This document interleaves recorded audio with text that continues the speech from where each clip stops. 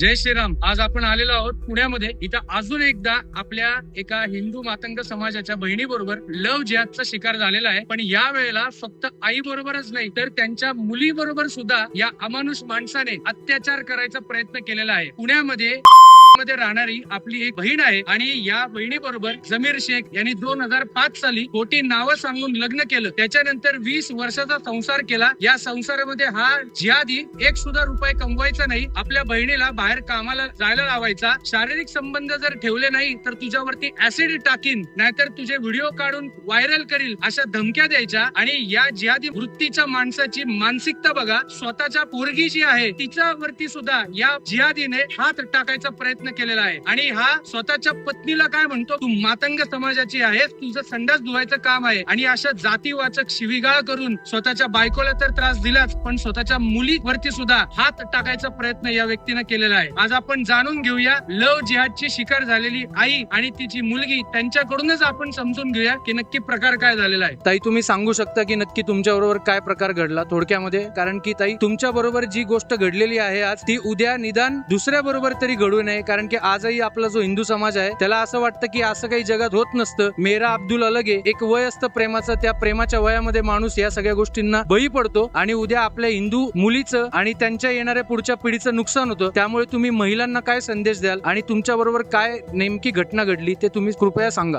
जमीर शेख म्हणून नावाचा व्यक्ती माझ्याशी प्रेम संबंध असे त्यांनी तयार केले आणि तो मौलानाकडे जाऊन कसलं पाणी आणायचा, तो प्यायला द्यायचा आणि त्यांनी माझ्यावरती खूप अन्याय केला. तो अन्याय त्यांनी एवढा केला की मी सांगूही शकत नाही. तो सतत मला जीवे मारण्याची धमकी द्यायचा आणि घाणेरडे व्हिडिओ तो व्हायरल करेल अशी धमकी देऊन माझ्याशी खूप त्रास द्यायचा. एवढ्याच वरती तो थांबला नाही तर तो आता मुलीवरती पण घाणेरडी नजर त्यांनी ठेवली आणि मुलीला खूप त्रास द्यायला लागला आणि तिला धमक्या द्यायचा की जर तू तोंड उघडलं तर तुला मी काही करेल, जसं तुझ्या मम्मीचं हे केलंय तसं तुलाही करेल, अशी तो सतत तिला धमकी द्यायचा.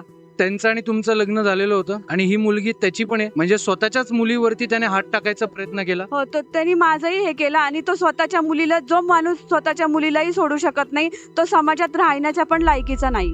ताई, मला सांगा, आज आपण आता स्वारगेट पोलीस स्टेशनच्या इथं बाहेर उभे आहोत, तर याच्यावरती आपण कोणकोणते गुन्हे दाखल केलेले आहेत आणि पोलिसांनी आपल्याला काय आश्वासन दिलेलं आहे? त्याला जेवढी जास्त शिक्षा देता येईल तेवढी मला पोलिसांनी सांगितलंय की आम्ही त्याला द्यायचा प्रयत्न करू. आपल्या छोट्याशा बहिणीशी बोलायचा प्रयत्न करतो. ताई, फक्त मला थोडक्यामध्ये सांग, तू ज्याला वडील समजतेस यांनी तुझ्यावरती हात टाकायचा प्रयत्न केला. आता मी काय बोलू, माझ्याकडे शब्द नाहीये, पण अशा सगळ्या सिच्युएशन मध्ये आपल्या अनेक हिंदू मुली उद्या येऊ शकतात. तर त्यांना एक, तू 16-17 वर्षाची आहेस, तू पण एक लहान आहेस, तर तू काय आपल्या हिंदू बहिणींना संदेश देशील?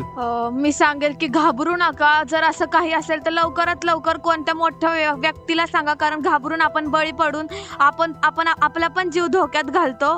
माझी सर्वांना हीच विनंती आहे की मोठ्या माणसांना हे सांगा, घाबरू नका. खूप खूप धन्यवाद. आज आपल्या हिंदू समाजाबरोबर ही जी परिस्थिती चालू आहे, एक आई आणि मुलगी अक्षरशः 20 वर्षाच्या व्यक्तीबरोबर राहिले, तो स्वतःच्या पोटच्या पोरीचा बलात्कार करायचा प्रयत्न करतो. त्याच्यावरती गुन्हे तर दाखल झालेलेच आहे, पण हा अत्याचार कधी थांबणार? हा जर थांबायचा असेल तर हिंदू समाजाने जागरूक होणं गरजेचं आहे. कारण की आज आपण जर जागरूक झालो नाही तर उद्या असे अनेक बळी पडू शकतात. म्हणून सर्व हिंदू समाजाला माझी विनंती आहे की जागरूक व्हा आणि लव जिहाद हा पिक्चर मधला नाहीये, हा खरंच होत आहे याची जाणीव असू दे.